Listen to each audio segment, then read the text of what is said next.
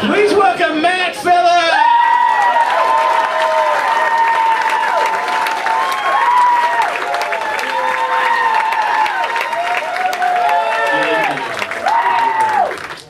Really appreciate you guys all coming here on Tuesday night. Hope you had a great day. Yeah? Appreciate the energy. My day started with a bit of an existential crisis. Had my clock radio set really loud, and when the alarm went off, all I heard was, "Yay, yay, was a party in the USA." So I'm laying there, and I'm just thinking like, oh my God, I love this tune. Next thing I know, her Miley Cyrus's lyrics had crept into my head. What else could I do? I put my hands up because they're playing my song. God help me, that tune is great. But I lay there and I thought, oh my God, I can't believe it. I'm probably not her target demographic. But the next thing I know, I'm nodding my head like, yeah. Shaking my hips like, yeah. Yeah, it was a good morning. And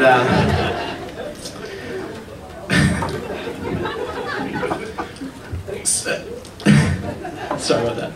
And so anyways, so needless to say, crisis was averted. I realized that I probably should feel sorry for my wife, but I don't. When we first met, the signs were all there. Our first date, we went to a restaurant, typical DC thing. I drove in with my little Honda Hybrid. They have those parking spots, right? I just pulled up. I'm early because she's so sexy. And all of a sudden I see her super sexy sports coupe comes pulling up. And I look at her license plate, and it's a custom plate, and it says, "Too hot for you," in French. So I walk over there, and then I realize she also has like a little Calvin bumper sticker, and Calvin's urinating on a hybrid. So I'm like, we better go into the restaurant. So we slip right into the restaurant, we get seated. Typical first date conversation, jobs. What do you do? She tells me how she's some sort of lucrative computer genius. I think it was called a software engineer. All I could think was cha-ching. So I went on to explain to her how being a nonprofit environmentalist pays in other ways.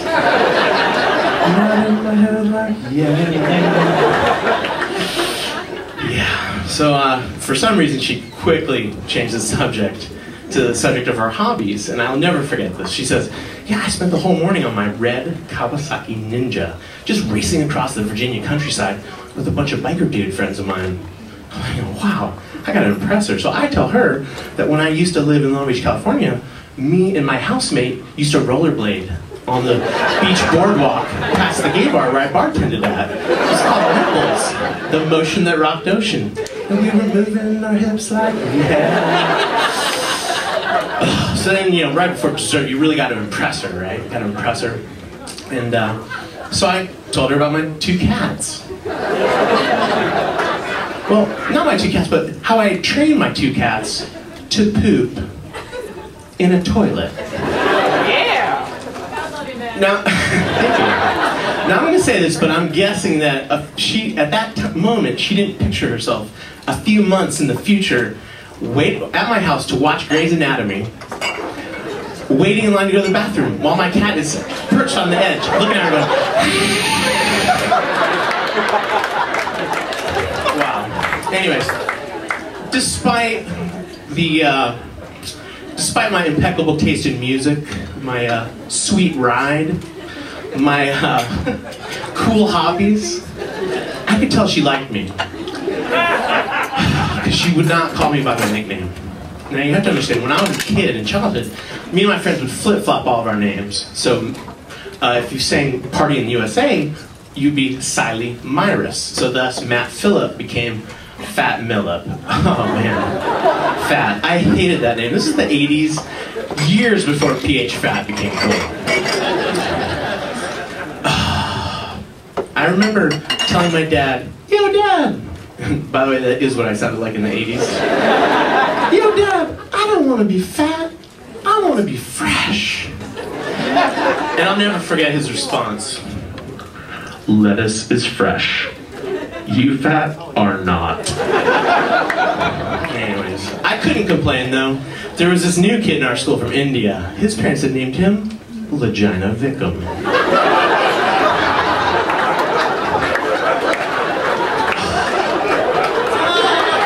Anyhow, I've only got 5 minutes.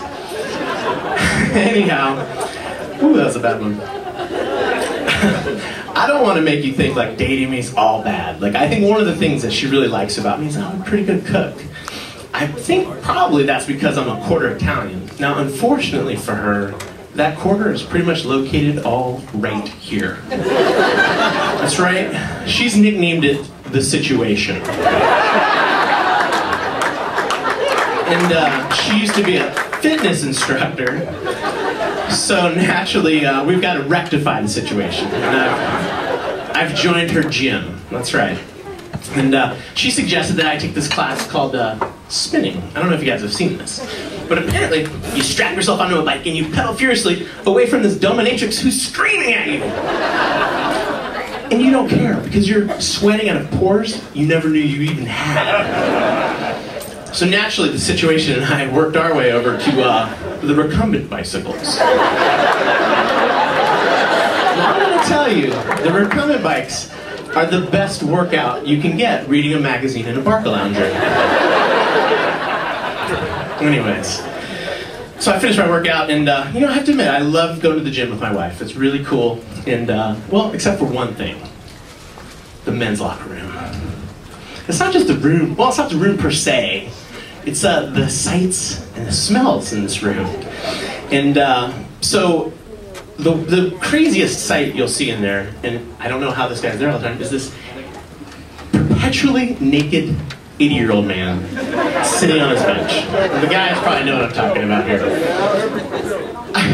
How is he in there all the time? Like, I alter my routine. Sometimes I go early, sometimes I go late. He's always there just powdering something.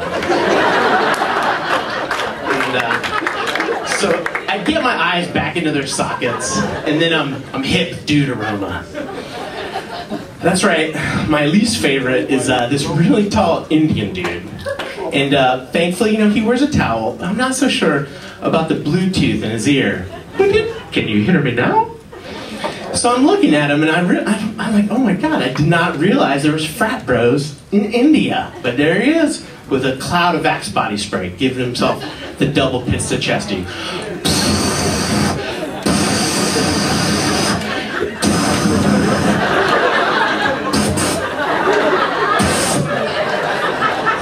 So I'm looking through this cloud of spray, and I must have been staring at this guy. Because he turned off his Bluetooth, bloop, and he looked at me, and he says, "Fat? Is that you, my friend?" No way. Vagina!